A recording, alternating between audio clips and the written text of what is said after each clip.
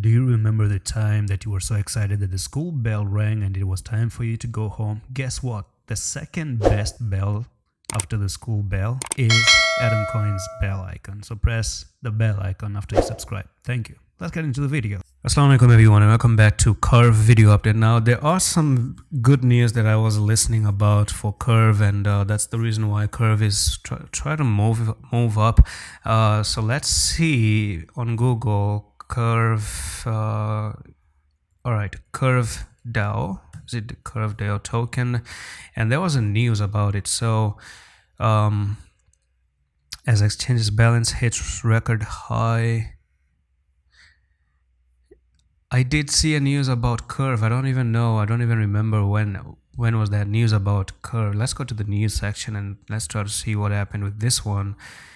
So all right, we don't have too much of the news right here. There's a particular news that I saw that I'm looking for too, but I didn't find it. But let's talk about the technical analysis of Curve. And that was a huge pump. I mean, liquidate people who are trying to short, who are trying to long the market, and liquidate people who are trying to short the market.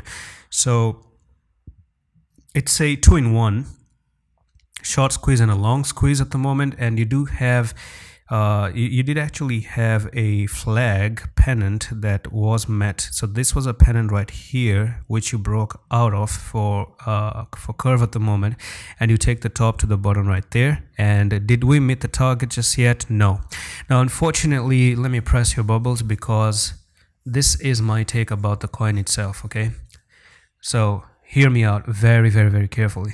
Right, let me draw this lower trend line, and let me draw this the upper trend line and then the lower trend line. Now when I extend this trend line, this is known as falling back to supply zone. Okay, and unfortunately, if anyone is thinking that it's bullish, I might not say that it's bullish, but it's actually negative to still go down, and it did everything to go down. This pump was actually meant for it to go lower. The reason why I say this is because of the following. When you made that pennant, you made the pennant like this and you broke out of the pennant, but unfortunately, you didn't backtest the line. You didn't backtest the lower line right there. All you did is move down and down and down and down. And we call this as a dirty retest when you try to pump in the future to backtest that line in the future. So unfortunately, this is a bearish retest, which actually looks like a huge pump in the lower time frame with a good news coming out.